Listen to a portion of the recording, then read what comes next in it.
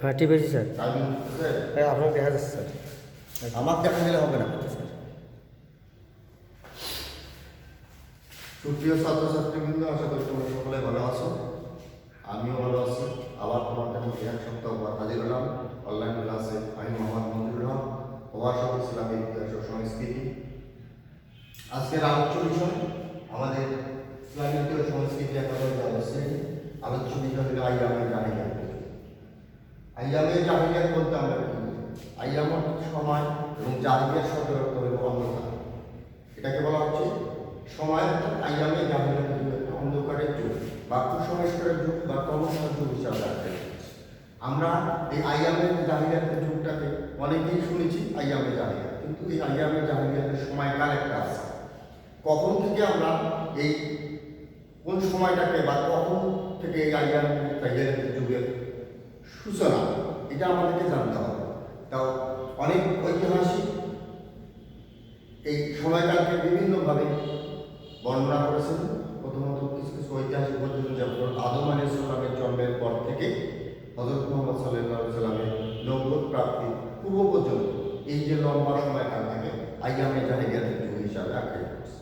কিন্তু আমরা এটাকে গ্রহণ করবো না। কেন করবো না?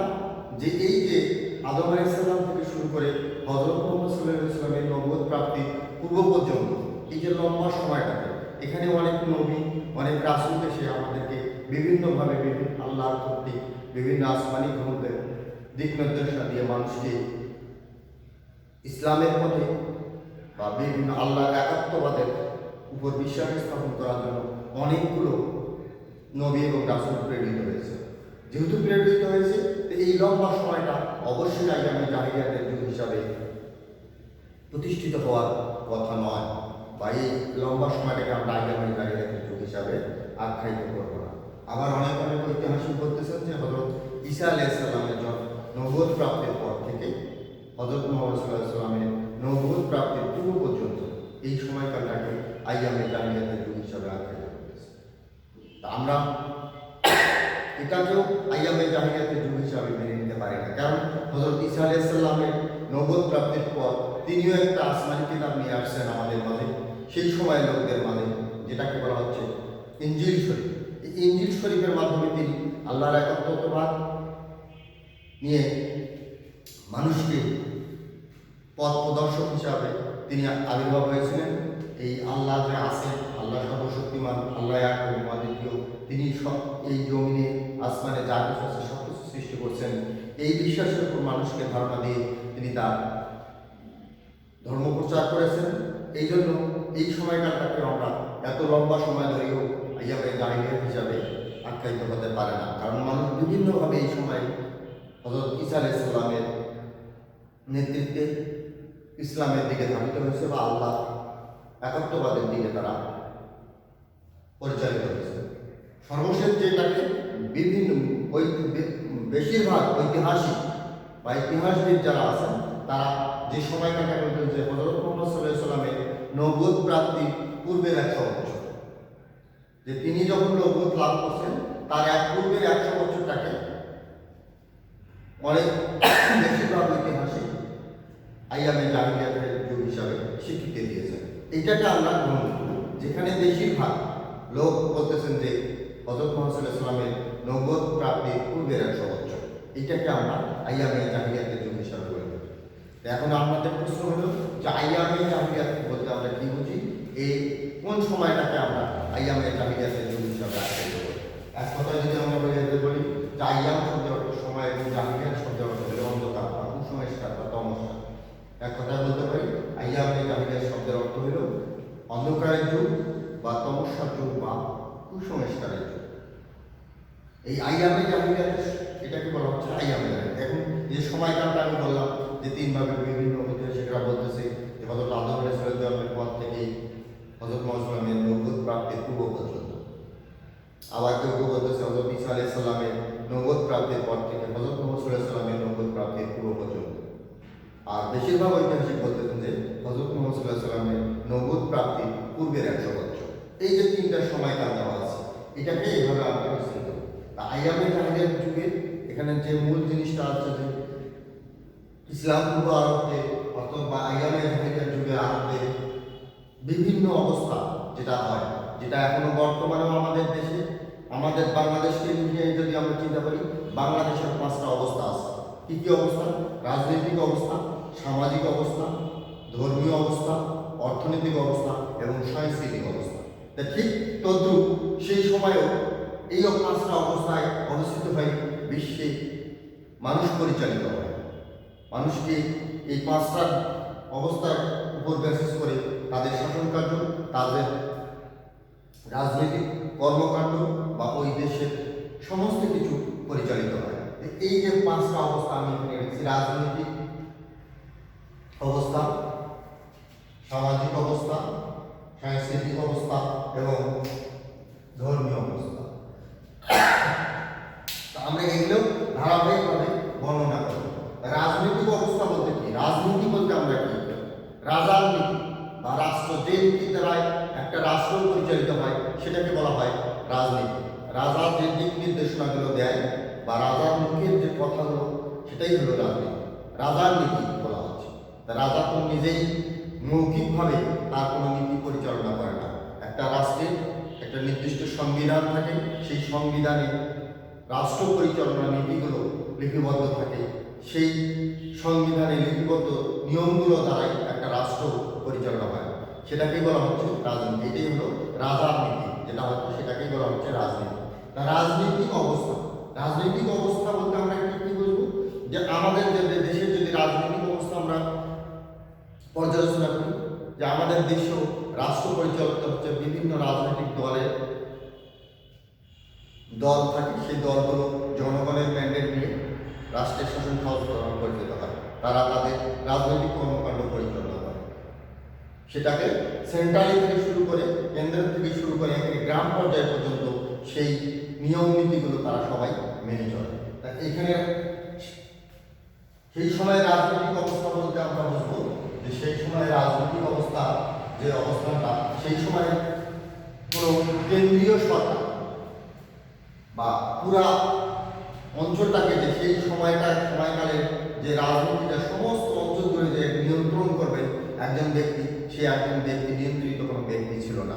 এক এক অঞ্চলে লোকজন এককভাবে বিভক্ত ছিল, ক্ষুদ্র ক্ষুদ্র অসংখ্য অঞ্চলে বিভক্ত ছিল।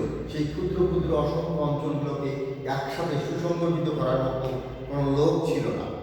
অতএব তাদেরকে একত্রিত করা যায়নি। এক এক জায়গায় এক একভাবে তারা তাদের শাসন কার্য পরিচালনা করছে। অর্থাৎ কেন্দ্রীয় সরকার না থাকলে যা হয়, একটা পরিবারকে যদি আমরা রাষ্ট্র হিসাবে ধরি, পরিবারের প্রধান যদি না থাকে, তাহলে এই পরিবারের অন্য অন্য ছেলে মেয়ে বা তারা সুসংগঠিত হয় না। দেখা যায় এক একজন এক একভাবে তাদের নিয়ম নীতি, তাদের আচার ব্যবহার, তাদের কৃষ্টি কালচার তারা ব্যবহার করছে। এখানে যদি পরিবারের প্রধান থাকে, কাউকে যদি প্রধান করা হয় বা ওই পরিবারের প্রধান যদি তার বাবা বেঁচে থাকেন, দেখা যাবে যে বাবা যে দিক নির্দেশনাগুলো দিচ্ছে, সেই দিক নির্দেশনাগুলো মেনে তাদের পরিবারের ওই সন্তানগুলো, ওই মেয়েগুলো বা ওই স্ত্রী তারা পরিচালিত হচ্ছে। অর্থাৎ কেন্দ্রীয় ব্যক্তি থাকতে হবে। যে কোনো জায়গায় রাষ্ট্রের পরিচালনা করতে গেলে, সমাজ পরিচালনা করতে হলে বা একটা পরিবারকে পরিচালনা করতে হলে একজন কেন্দ্রীয় ব্যক্তি থাকতে হয়, যার উপর ওই ব্যক্তিগুলো নির্ভর করে পরিচালিত হবে। সেটা কি বলা হচ্ছে? কেন্দ্রীয়। সেই সময় রাজনীতিতে অবস্থার মধ্যে ওই রকম কেন্দ্রীয় কোনো শাসন ব্যক্তি ছিলেন না। না থাকার কারণে তাদের রাজনৈতিক অবস্থা মেঘাচ্ছিন্ন অবস্থায় বিরাজ করছিল, যে তারা কোথায় পাবে, কিভাবে একত্রিত হবে, কিভাবে সুসংগঠিত হবে, কিভাবে একটা সুন্দর শাসন ব্যবস্থা তারা কায়েম করতে পারবে, এই ধরনের কোনো দিক নির্দেশনা তাদের মধ্যে ছিল না। না থাকার কারণে তারা বিশৃঙ্খলভাবে তাদের রাষ্ট্রটাকে পরিচালনা করছে, যার কারণে তারা সমাজে বিভিন্নভাবে অনিয়ম, অপব্যবহার, দুর্যোগ নেমে এসেছিল। যার কারণে সেই সময়কালটাকে বলা হচ্ছে অন্ধকারের যুগ বা কুসংস্কারের যুগ। যে মানুষকে সুসংগঠিত না করতে পারলে দেখা যাচ্ছে যে এখানে তোমরা 10 জন, 20 জন, 100 জন স্টুডেন্ট বসে আছো, আমি তোমাদের সামনে দাঁড়ায় আছি, আমি কোনো কথা বলতেছি না, তোমরা দেখা যাচ্ছে তোমাদের মধ্যে বিশৃঙ্খল অবস্থা সৃষ্টি করবো। এই এর সাথে কথা বলতেছে, এর সাথে হাতাহাতি করতেছে, এর সাথে হাসি ঠাট্টা করতেছে। কিন্তু আমি যদি এখানে ঢুকি রুমের মধ্যে, দেখা যাবে তোমরা একবারে মৃত্যু হয়ে গেছে। কেন হয়ে গেছে? যে তোমাদের একদম তাদেরকে নিয়ন্ত্রণ করার জন্য একজন ব্যক্তির এখানে আবির্ভাব করছে। সেই ব্যক্তিটা যে কথাগুলো বলবে, যে কথাগুলো বলতে চাচ্ছে বা যেভাবে তোমাদেরকে পরিচালনা করার চিন্তা ভাবনা করছে, সেগুলো তোমরা মেনে চলবে। তার কথা শোনার জন্য তোমরা বসে থাকবে এবং এইভাবে তোমাদের জীবন কাটবে। এই জন্য রাজনৈতিক অবস্থার যদি কেন্দ্রীয় কোনো ব্যক্তি না থাকেন যে নেতৃত্ব দেওয়ার মতো অঞ্চলগুলোকে বা পুরো বাংলাদেশের রাজনৈতিক অবস্থা যদি আমরা আলোচনা করি, আজকে যদি প্রধানমন্ত্রী আমাদের না থাকে, প্রধানমন্ত্রীর কথা যদি কেউ আমরা না মানে, দেখা যাবে সারা বাংলাদেশের মধ্যে একটা বিশৃঙ্খল অরাজকতার সৃষ্টি হবে, পরিস্থিতির সৃষ্টি হবে। দেখা যাবে ডাঙ্গাডাঙ্গি, হাড়াহাড়ি, মারামারি শুরু হয়ে গেছে।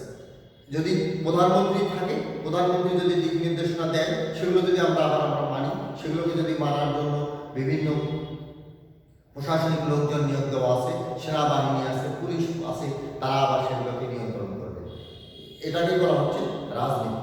প্রধানমন্ত্রী একের রুট লেভেল পর্যন্ত আমাদের গ্রাম অঞ্চলের সর্বশেষ যেটা অঞ্চল বলা হয় গ্রাম অঞ্চল, গ্রাম অঞ্চলের একটা ইউনিয়ন পরিষদের কারণ আছে, সেই ইউনিয়ন পরিষদেও দেখা যাবে যে অনেকগুলো ব্যক্তি দ্বারা নিয়ন্ত্রিত হয়। এখানে চেয়ারম্যান আছে, মেম্বারেরা আছে, আবার মহিলা মেম্বারেরা আছে। তারা উপজেলা প্রশাসনের কাছে দায়বদ্ধ, উপজেলা প্রশাসন জেলা প্রশাসনের কাছে দায়বদ্ধ, জেলা প্রশাসন বিভাগীয় প্রশাসনের কাছে দায়বদ্ধ, বিভাগীয় প্রশাসন আবার দেখা যাবে যে সচিবালয়ের প্রশাসনের মধ্যে দায়বদ্ধ, আবার সচিবরা মন্ত্রী পরিষদের কাছে দায়বদ্ধ, মন্ত্রী পরিষদ আবার প্রধানমন্ত্রীর কাছে দায়বদ্ধ। এই যে রুট লেভেল থেকে শুরু করে কেন্দ্র পর্যন্ত একটা সাইক্লিক ওয়াটারে রাজনৈতিক চক্র বা রাষ্ট্র পরিচালনার একটা পদ্ধতি পরিচালিত হচ্ছে। এটাই হচ্ছে রাজনৈতিক অবস্থা। এই অবস্থাটা যদি এইভাবে আমাদের দেশে সুষ্ঠুভাবে চলতেছে, সেই সময় রাজনৈতিক অবস্থা সুষ্ঠুভাবে চলেনি। এই কারণেই চলেনি, তাদেরকে নিয়ন্ত্রণ করার জন্য বা তাদেরকে সুসংগঠিত করার জন্য কেন্দ্রীয় কোনো সরকার বা কেন্দ্রীয় কোনো ব্যক্তির আবির্ভাব হয়নি, যার কারণে তাদের রাজনৈতিক অবস্থাটা এরকম অসুবিধা। আরেকটা হলো সামাজিক অবস্থা। সামাজিক অবস্থা বলতে আমরা কি বুঝবো? মানুষ সমাজবদ্ধভাবে সুশৃঙ্খলভাবে থাকতেছে। সেই সময়ে দেখা গেছে যে তাদের মধ্যে আত্মীয়তা পরায়ণ ছিল, তাদের মধ্যে একজন আরেকজন শ্রদ্ধ প্রকাশ ভাব ছিল, তারা বিভিন্নভাবে অনুষ্ঠান চর্চা করত। কিন্তু এত কিছু করার পরেও তাদের মধ্যে তাদের সমাজ বিভিন্ন প্রকার ব্যভিচার, অন্যায়, অত্যাচার, লুটতরাজ, খুন, ধর্ষণ বিভিন্নভাবে তারা ব্যভিচারে লিপ্ত ছিল। যার কারণে সেই সময়ে সমাজ ব্যবস্থাটা এত বেশি জঘন্য ছিল, এত বেশি অন্ধকারের মধ্যে ছিল, রোজকপূর্ণ ছিল, যার কারণে সেই সময় সমাজ ব্যবস্থাটাকে অন্ধকারের সমাজ ব্যবস্থা হিসেবে পেতে হবে। সেই সময় দেখা গেছে যে তারা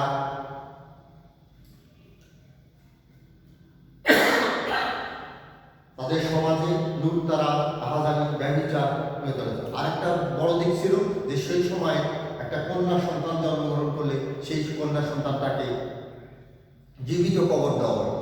কেন দেওয়া হতো? যে সমাজ ব্যবস্থা এত কলুষিত, এত জঘন্য ছিল যে এই যে আমার একটা শিশু কন্যা সন্তান জন্মগ্রহণ করলো, বড় হলে তো এই কন্যা সন্তানটাও ওই ব্যভিচারে লিপ্ত হবে, এই অন্যায়ের শিকার হবে, এই অত্যাচারের শিকার হবে। এই জন্য বাবা মা লজ্জায়, ঘৃণায় তাদের কন্যা সন্তানকে জীবিত কবর দিত, যে আমার দ্বারা কন্যা দ্বারা যেন সমাজ এভাবে ব্যভিচারে, অন্যায়, অত্যাচারে লিপ্ত না হয়। তা কত বড় অপরাধ, কত বড় জঘন্য অবস্থায় মানুষজন লিপ্ত থাকলে সেই অপরাধ থেকে, সেই জঘন্য কার্যক্রম থেকে পরিত্রাণ লাভ করার জন্য পিতামাতা তাদের কন্যা সন্তানকে জীবিত কবর দিল। আমাদের একটু যদি আমরা চিন্তা করি, তাহলে চিন্তা করলে আমরা বুঝতে পারবো। তারপরে সামাজিক অবস্থার মধ্যে আরও একটা ছিল, নারীরা সেই সময় সবচেয়ে বেশি অবহেলিত ছিল। নারীরা পুরুষদের কাছে ভোগের সামগ্রী হিসাবে পরিচালিত হতো, তাদেরকে বিভিন্নভাবে অত্যাচারিত হতো, নির্যাতন করা হতো, ব্যবচার করা হতো। এক একজন পুরুষ 10-12 জন নারী ব্যবহার করতে পারত। বাড়িতে স্ত্রী আছে, দেখা যাচ্ছে পাশে উপস্ত্রী আছে, উপপত্নী, পত্নী যে বলা হয় যেটাকে, সেই সময় পত্নী হিসাবে আখ্যায়িত হতো। পত্নী আছে, উপপত্নী, তারপরে আরও উপপত্নী, এইভাবে একের পরে এক তারা নারী ব্যবহার করত। এই সমাজ ব্যবস্থা সুষ্ঠু সুন্দরভাবে পরিচালিত না হওয়ার কারণে পাশাপাশি দেখা গেছে যে মহিলারাও, পুরুষদের দেখা দেখি মহিলারাও দেখা গেছে যে অনেকে বহু স্বামী ব্যবহার করতো। একটা স্বামী বাদ দিয়ে আরেকটা স্বামী, আরেকটা স্বামী বাদ দিয়ে আরেকটা স্বামী, এইভাবে স্বামী ব্যবহার করতো। এই যে সমাজটাকে, মানে সেই সময় যে অন্ধকার যুগ, তাদের কর্মকাণ্ড, তাদের কার্যকলাপ, তাদের অবস্থা দেখলে বোঝা যায় যে না, এইটা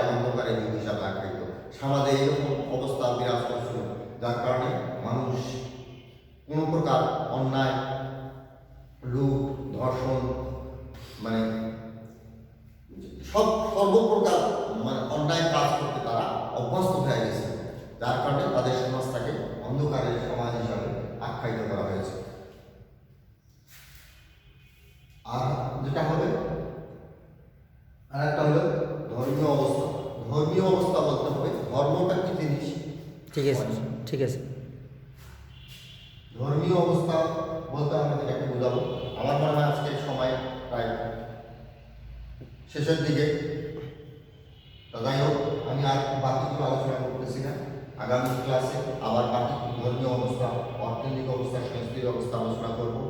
আমি আশা করব তোমরা ওই অনলাইন ক্লাসগুলো অত্যন্ত মনোযোগ সহকারে, প্রতিটা স্যারের ক্লাসগুলো মনোযোগ সহকারে দেখবা।